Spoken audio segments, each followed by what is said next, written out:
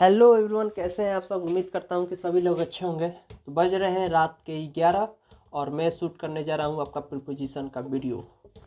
देखिए, grammar portion का जिम्मेवारी आप हम पर छोड़ दीजिए। हम आपसे प्रॉमिस करते हैं कि ग्रामर पोर्शन में आपका एक भी मार्क्स नहीं कटेगा, ठीक है। उतना आप बिलीव कर चलिए। वीडियो शुरू करने से पहले हम आपसे कुछ बातें करना चाहते हैं। कल मैंने इस वीडियो को अपलोड किया था, एक बार देखिएगा इसको जरूर, ठीक है। जिसमें हम आपसे बात किए थे 5 सुपर टिप्स के ऊपर, जिनको आपको डेली बेसिस पर इम्प्लीमेंट करना है ताकि आप इंग्लिश लैंग्वेज में एक बेहतरीन नंबर पा सकें। अगर आपका परसेंटेज है ड्रीम परसेंटेज कि हमको परसेंटेज वाइज लाना है 90+, 90, 91, 92, 94, 95, 96, 98, यानी 90+ आपका ड्रीम है परसेंटेज लाने का, तो फिर आपको इंग्लिश लैंग्वेज में गुड मार्क्स लाना पड़ेगा, तब जाकर ये आपका ड्रीम कंप्लीट होगा। अगर आप चाहें 9 सब्जेक्ट में कितना भी अच्छा कर ले, इंग्लिश लैंग्वेज का पेपर आपका गंदा चला जाता है, उतना मार्क्स स्कोरिंग नहीं कर पाते हैं आप, तो फिर आपका 90% से नीचे आप रहेंगे, उतना मानकर चलिए, ठीक है। मैं डरा नहीं रहा हूँ भाई, जो रियलिटी है हम आपको बता रहे हैं। आपके ओवरऑल परसेंटेज में इंग्लिश लैंग्वेज का बहुत इंपॉर्टेंट रोल है। अगर आप चाहते हैं कि 90% प्लस आए मेरा इंग्लिश लैंग्वेज में, आपको एक अच्छा स्कोर करना पड़ेगा। बाकी आप चाहे 9 सब्जेक्ट में, रिमेनिंग जो 9 सब्जेक्ट हैं आपके, उसमें आप चाहे कितना भी अच्छा स्कोर कर ले, अगर इंग्लिश लैंग्वेज का पेपर खराब गया तो फिर आपका 90+ नहीं जाएगा। 90 तक रह सकते हैं, 89, 88, 84 यहाँ तक रह सकते हैं, 90+ नहीं जाएंगे। 90+ जाने के लिए आपको इंग्लिश लैंग्वेज का जो पेपर है अच्छे मार्क्स से पास करना पड़ेगा। इस वीडियो में हम बोले थे कि आपको हम कुछ पीडीएफ देंगे, ग्रामर पोर्शन का हम पीडीएफ देंगे, नोट्स देंगे, खुद मैं बनाया था नोट्स। आपको समझ में आए तो बढ़िया है, नहीं समझ में आए तो सारा कुछ मैं फिर यहाँ पर डिस्कस करूंगा ही, ठीक है। उसके लिए मैं एक अलग सा शॉर्ट वीडियो बनाऊंगा और वो पीडीएफ में वहाँ पर डाल दूंगा, ठीक है। तो पीडीएफ के लिए आप परेशान ना हो कि अभी तक पीडीएफ नहीं आया, पीडीएफ आपको मिल जाएगा। ये बात समझ में आया।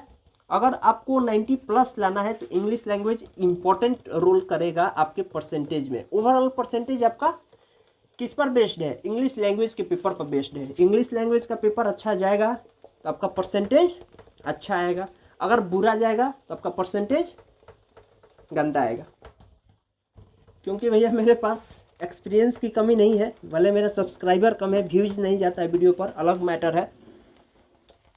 आईएससी का एग्जाम में देकर बैठा हूँ भाई, ठीक है। उतना तो एक्सपीरियंस है। आईएससी क्या पूछता है, कैसे पूछता है, इंग्लिश लैंग्वेज कैसे टैकल करना है। लेकिन आपको टेंशन नहीं लेना है, हम हैं तो फिर क्या गम है।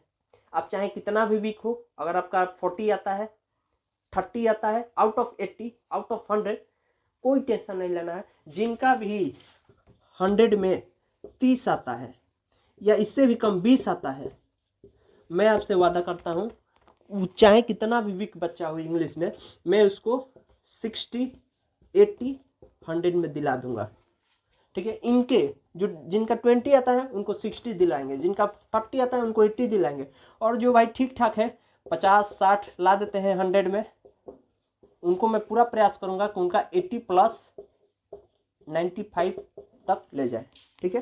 क्योंकि 5 नंबर का तो भाई हम भी भगवान तो है नहीं, कुछ भी आ सकता है। तो फिर वहाँ पर आपका प्रैक्टिस डिपेंड करेगा कि आप कितना प्रैक्टिस किए हैं। लेकिन मैं इतना दावे के साथ बोलता हूँ कि आप चाहे कितना भी वीक बच्चा हो, आपको चाहे कितना भी इंग्लिश लैंग्वेज टफ लगता हो, आपका अच्छा मार्क्स आएगा, ठीक है। वीडियो स्टार्ट करते हैं भाई, फिर लंबा हो जाएगा वीडियो।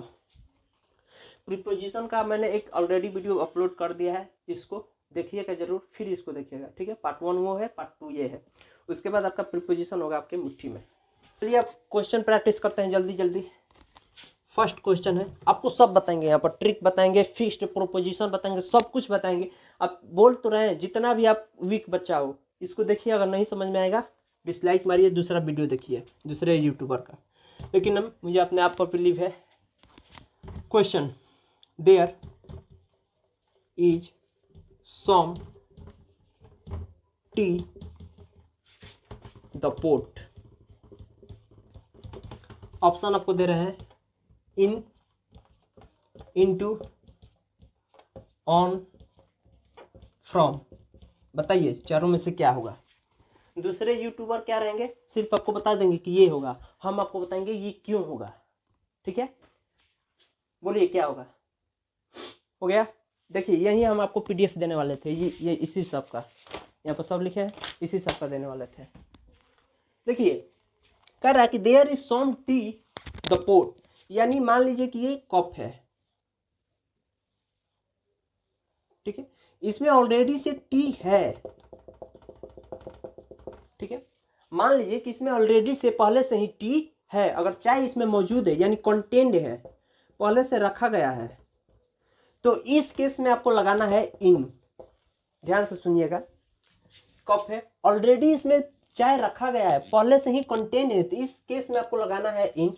अगर हम इसमें चाय डाल रहे हैं यानी इसमें पोर या फिल कर रहे हैं, चाय इसमें हम फिल कर रहे हैं या गिरा रहे हैं, यानी ये केस हो गया मोशन का। यहाँ पर लिखते हैं ये केस हो गया मोशन का, और मोशन के केस में आपको लगाना है इनटू। नहीं समझ में आया भैया।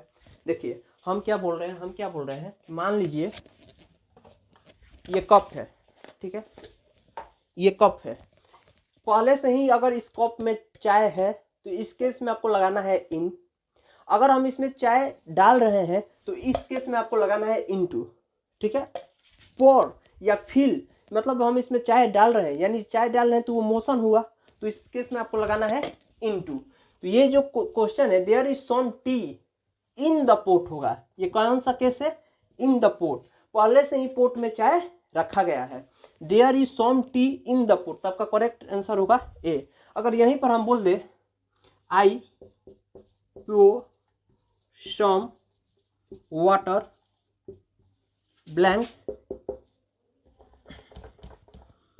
द ग्लास, अब इसको सॉल्व कीजिए।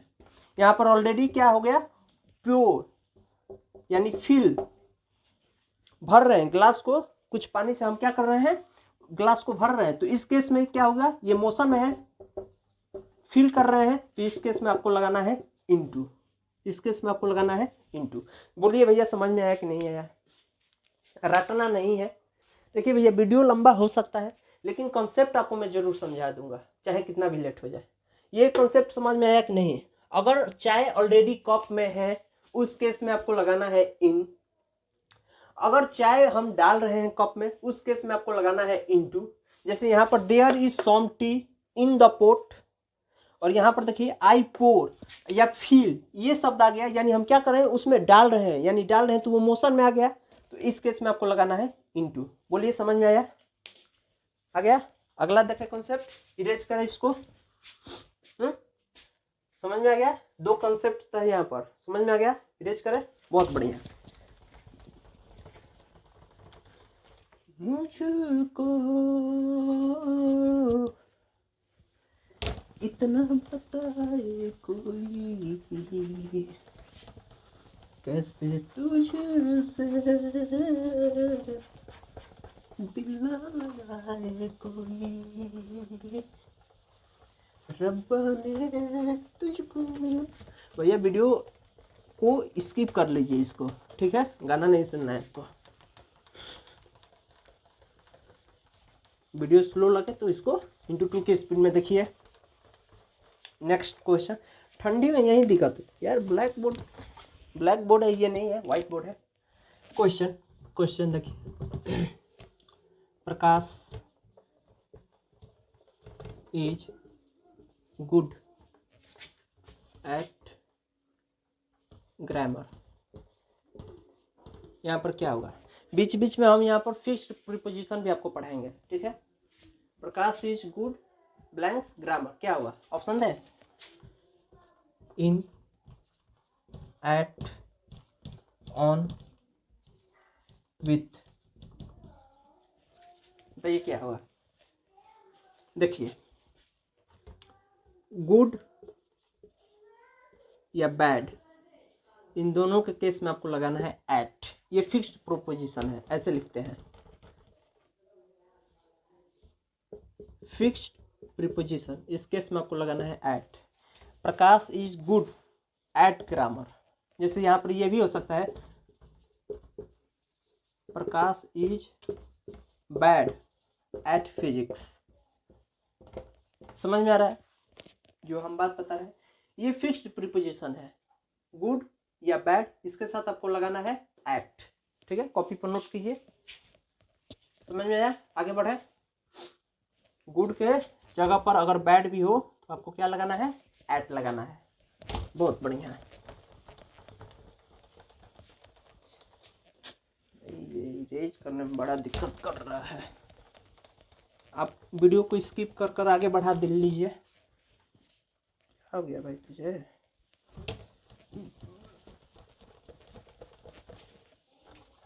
कि हम ही वीडियो बंद कर देते हैं। चलिए देखिए नेक्स्ट क्वेश्चन। इरेज करने में थोड़ा ठंडी के दिन में ये मार्कर बहुत चिपकता है। It is 10 minutes to 12। बीच बीच में आपको हम फिक्स्ड प्रीपोजिशन भी देंगे, कॉन्सेप्ट भी बताएंगे, ट्रिक भी बताएंगे। बताइए यहाँ पर क्या हुआ? ऑप्शन है बाई, इन, फ्रॉम, इनटू। क्या लग रहा है क्या होगा? क्वेश्चन है it is 10 minute to 12 blanks my watch. देखिए पहले बहुत सारे लोग तो कंफ्यूज होंगे कि ये क्या रहा है, 10 बजने में 12 मिनट कम है, 12 बजने में 10 मिनट कम है, ये 11:50 हो रहा है, ये क्या हो रहा है भाई, ये बोल क्या रहा है? देखिए ये 2:12 हो गया, यानी ये इस 2 का मतलब हो गया कि जो मिनट वाला काटा है वो पीछे है। मिनट का जो काटा है वो पीछे है। ठीक है, इस 2 का मतलब होता है 2:12 लिखा है ना, तो इस 2 का मतलब कि जो मिनट वाला सुई है वो पीछे है। यानी इसका मतलब हो गया कि 12 बजने में 10 मिनट कम है। कहाँ लिखे? यानी सिंपल देखिए ना, 11:50 हो रहा है, खत्म। 12 बजने में 10 मिनट कम है। अब यहाँ पर होगा क्या? अब देखिए जो टाइम है अकॉर्डिंग टू, जो समय है अकॉर्डिंग टू, अगर वॉच है या अदर कोई दूसरा है, मान लीजिए कि अगर कोई घड़ी से बता रहा है तो इस केस में हमेशा बाई लगेगा, इस केस में हमेशा बाई लगेगा। और दूसरा कोई भी है, दीवार घड़ी हो, टेबल पर रखी हुई घड़ी हो, मोबाइल की घड़ी हो, कोई भी अदर है, तो इस केस में आपको इन लगाना है। थोड़ा ये कंफ्यूजिंग है, थोड़ा आप ध्यान से समझिए। सिंपल आप समझिए, अगर हम टाइम वॉच से बता रहे हैं, जो हम हाथ में पहन रहे हैं, यहाँ पर लिखते हैं हैंड वॉच, हैंड वॉच। अगर हम समय हाथ की जो घड़ी बने हैं उससे बता रहे हैं तो इस केस में आपको लगाना है बाई। अगर हम अदर किसी भी घड़ी से देखकर बता रहे हैं, चाहे वो दीवार घड़ी हो, चाहे टेबल पर रखी घड़ी हो, चाहे हम मोबाइल से देखकर घड़ी बता रहे हैं, टाइम बता रहे हैं, चाहे कहीं घड़ी और टंगी हो, उस केस में आपको लगाना है इन। यहाँ पर दिया है it is 10 minute to 12 by my watch होगा, यहाँ पर ऑप्शन होगा ए। समझ में आ रहा है कॉन्सेप्ट? नहीं आ रहा है? हम बोल रहे हैं कि अगर आप घड़ी से समय देखकर बता रहे हैं तो उस केस में आपको लगाना है बाई। कहीं लिख लीजिए कॉपी में, अपने लैंग्वेज में लिख लीजिए। अदर कहीं से भी देखकर बता रहे हैं, चाहे मोबाइल से देखकर बता रहे हैं, चाहे टेबल पर रखी हुई घड़ी देखकर बता रहे हैं, चाहे दीवार की घड़ी को देखकर समय बता रहे हैं, उस केस में आपको लगाना है इन। लिख लीजिए, नोट कर लीजिए। अगला क्वेश्चन देखते हैं। यूज करने में बड़ा देखिए नेक्स्ट क्वेश्चन देखिए। फिक्स्ड प्रोपोजिशन का दे रहे हैं। The master is very cruel servant. Option 2 on, with, from. क्या लग रहा है क्या होगा?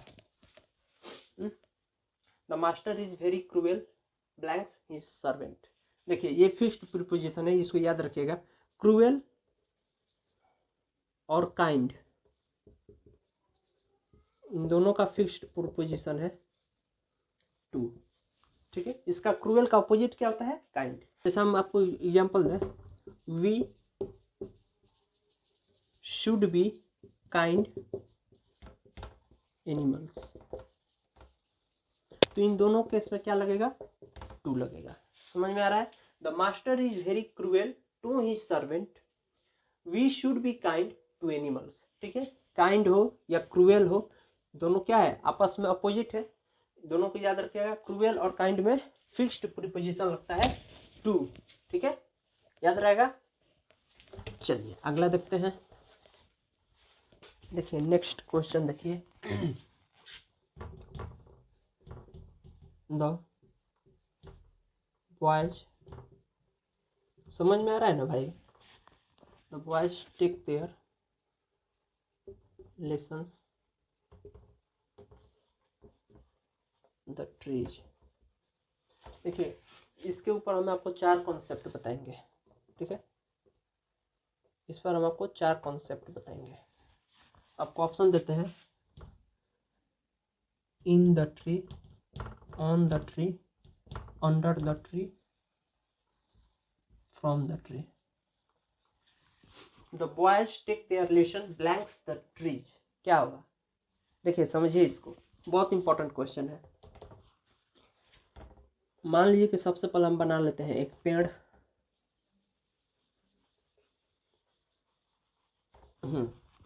अब क्या कह रहा है, the boys take their lessons the trees. तो बॉयज कहाँ बैठेगा, यहीं ना बैठकर अपना लेसन लेगा।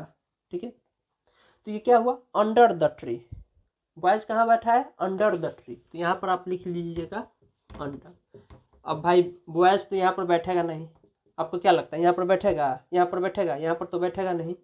हाँ, इसके टहनी पर तो बैठकर अपना होमवर्क करेगा नहीं, लेसन लेगा नहीं। अगर मान लीजिए कि लड़का बैठ भी गया तो इसका टीचर कहाँ बैठेगा। बात समझ में आ रहा है। ये थोड़ा टहनी ब्रांच बना लेते हैं, पेड़ का ब्रांच हो गया। तो ये समझ में आ गया, the boys take their lesson under the tree. अब मान लीजिए कि यहाँ पर उग गए हैं सूरज भगवान, यहाँ पर हो गए हैं सन, तो सन यहाँ पर है तो इसका कुछ शैडो आएगा, इसका कुछ यहाँ पर शैडो आएगा। यहाँ पर है सन तो यहाँ पर इसका पेड़ का कुछ शैडो आएगा। अगर शैडो में कुछ है तो ये शैडो यहाँ पर लिख लीजिए, शैडो या बाउंड्री। इस केस में आपको लगाना है इन। जैसे मैं आपको क्वेश्चन दूं, कहाँ पर दूं, यहाँ पर देता हूँ। जैसे मैं यहाँ पर आपसे क्वेश्चन देता हूँ,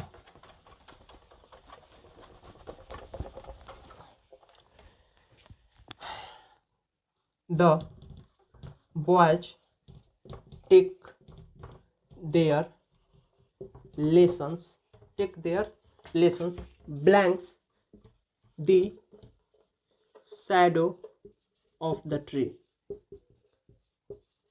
अब इस केस में आपको क्या लगाना है, इन लगाना है। क्यों लगाना है, क्योंकि ये क्या बोल रहा है, शैडो ऑफ द ट्री, यानी शैडो ये क्या हो गया, एक बाउंड्री हो गया।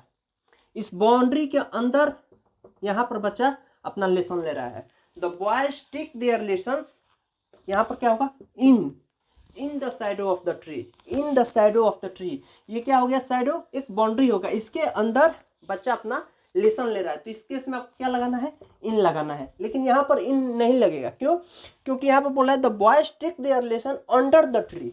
यहाँ पर शैडो थोड़ी ना बोला, तो हम कैसे मान लें, यहाँ पर साफ लिख दिया कि इन the shadow of the tree.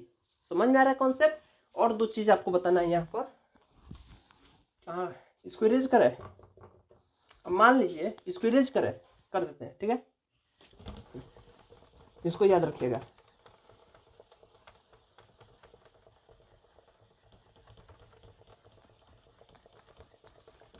Question, birds are sitting blanks the trees. ठीक है, second, birds are sitting the branches of the tree. अब दोनों समझिए बात को। पहला बोल रहा है कि birds are sitting the tree, और सेकंड बोल रहा है birds are sitting the branches of the tree.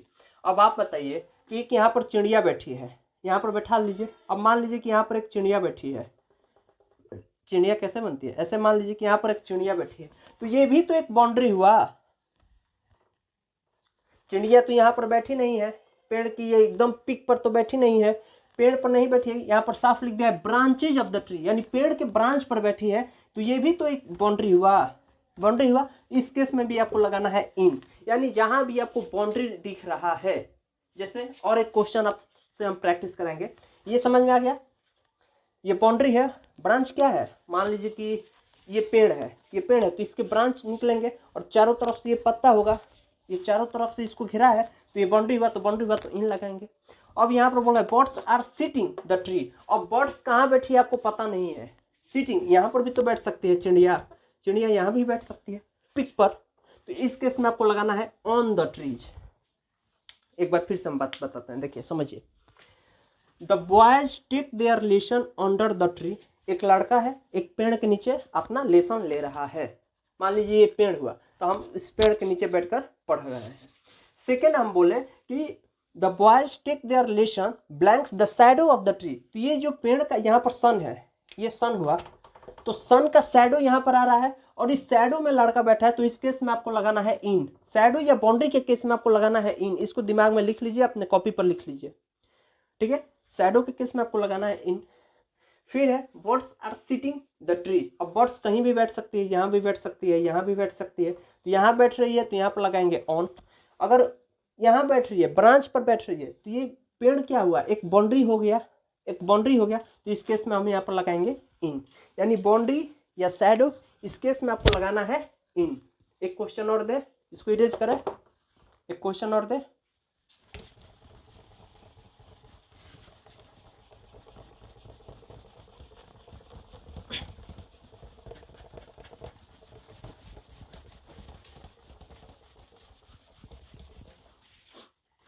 जैसा क्वेश्चन लिखिए, I am walking blanks the garden, इसका क्या हुआ बताइए, I am walking blanks the garden, यहाँ भी होगा इन, क्यों होगा, क्योंकि गार्डन में हम टहल रहे हैं, तो गार्डन क्या हुआ, एक बाउंड्री हुआ, मान लीजिए कि यहाँ भी पेड़, यहाँ भी पेड़, यहाँ भी पेड़, यहाँ भी पेड़, यहाँ भी पेड़, यहाँ भी, और यहाँ पर हम टहल रहे हैं, ठीक है, तो ये एक बाउंड्री हुआ। I am walking in the garden होगा, समझ में आ गया, यानी कहीं भी शैडो हो, कहीं भी बाउंड्री बनता दिखाई पड़े, वहाँ पर आपको आंख मूंद कर लगाना है इन, समझ में आ रहा है कॉन्सेप्ट। चलिए इसको इरेज करें, बंद कर लेते हैं, टाइम लगेगा। चलिए देखिए नेक्स्ट क्वेश्चन, देखिए ग्रामर में वही है, the more you practice the more you perfect, जितना आप प्रैक्टिस करेंगे उतना परफेक्ट होंगे, सब कुछ प्रैक्टिस करा देंगे, टेंशन नहीं लेना, ठीक है। पार्ट 1 वाला प्रीपोजिशन देख लीजिएगा। The work must be finished FINISHED, the work must be finished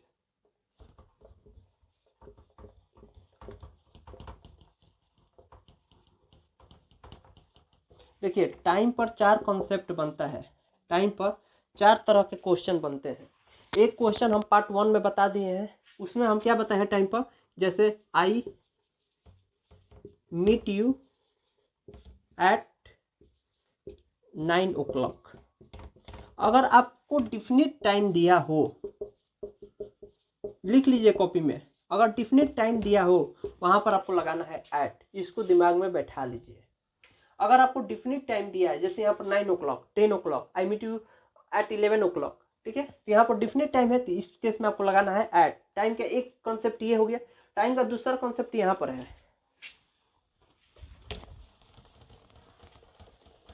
the work must be finished the end of this month, इसका मतलब क्या हुआ, last limit of the time दिया है आपको, अभी बताते हैं, डोंट वरी।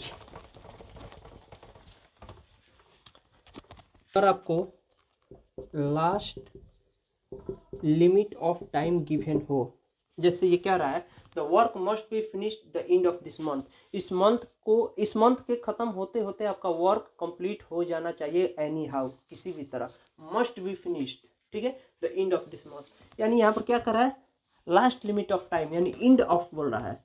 तो अगर एंड ऑफ मंथ हो, एंड ऑफ ईयर हो, या एंड ऑफ वीक हो, या एंड ऑफ इवन डे हो या एंड ऑफ सेंचुरी हो, इस केस में आपको लगाना है बाई। जैसे मैं बोलूँ the work must be finished by the end of this day, ठीक है, end of this week, end of this century, end of this year, इस केस में आपको लगाना है बाई। समय का ये दूसरा कॉन्सेप्ट है, ठीक है, टाइम का दूसरा कॉन्सेप्ट है। पहला डिफिनिट टाइम रहे तो एट लगाना है, और सेकंड अगर लास्ट लिमिट ऑफ टाइम दिया हो उस केस में आपको बाई लगाना है। क्या मैं बोला, अगर आपको डिफिनिट टाइम दिया हो, डिफिनिट टाइम दिया हो, इस केस में आपको लगाना है एट। जैसे मैंने एग्जांपल दिया था I meet you eight 9 o'clock। अगर आपको सेकंड कॉन्सेप्ट ये है, फर्स्ट तो ये हो गया, सेकंड ये है लास्ट लिमिट ऑफ टाइम आपको दिया हो, जैसे यहाँ पर लिखा है the work must be finished the end of this month, यानी आपका ये लास्ट टाइम है।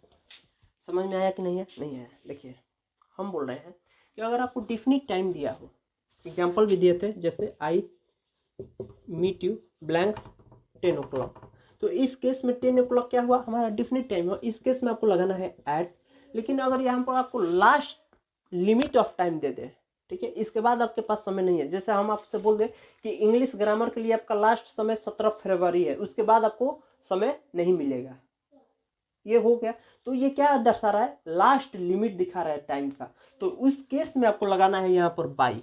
जैसे यहाँ पर by the end of this month, month के जगह पर अगर डे हो, मंथ के जगह पर अगर वीक हो, मंथ के जगह पर अगर सेंचुरी हो, ईयर हो, कुछ भी हो, तो आपको क्या लगाना है, इस केस में आपको लगाना है बाई। इसको दिमाग में बैठा दीजिए, समझ में आया। और एक दो फिक्स्ड प्रीपोजिशन अब देख लीजिए, यहीं पर बता देते हैं। I am fund blanks mango, ये ICSE में पूछता है, ठीक है। तो फंड के साथ हमेशा फिक्स्ड प्रीपोजिशन लगता है ऑफ, लिख लीजिए। फंड के साथ कहाँ लिखे, यहाँ पर लिख देते हैं, बोर्ड थोड़ा मेरा। फंड के साथ हमेशा फिक्स्ड प्रीपोजिशन लगता है ऑफ, क्या लगता है, ऑफ, ठीक है। सेकंड आई एम, दिखाई दे रहा है, आई एम वेटिंग, या यहाँ पर किसी का नाम लिख दिए, सीता, सेंटेंस गलत हो गया, Sita is waiting blanks his son. हमेशा याद रखिए वेटिंग के साथ, यानी वेट के साथ हमेशा ऑफ आएगा, फिक्स्ड प्रीपोजिशन है, तो यहाँ पर हो जाएगा वेटिंग ऑफ हिज सन। जैसे मैं बोलूँ I am waiting of the right opportunity, I am waiting blanks the right opportunity, the right opportunity, मैंने इसका अर्थ क्या हुआ, मैं सही मौके का इंतजार कर रहा हूँ, तो यहाँ पर भी होगा of, I am waiting of the right opportunity. समझ में आया। तो वेटिंग क्या है, हमारा फिक्स्ड प्रीपोजिशन आता है वेटिंग के साथ ऑफ, फंड के साथ फिक्स्ड प्रीपोजिशन हमेशा लगता है ऑफ। और एक दो देख लेते हैं, इसको इरेज करते हैं।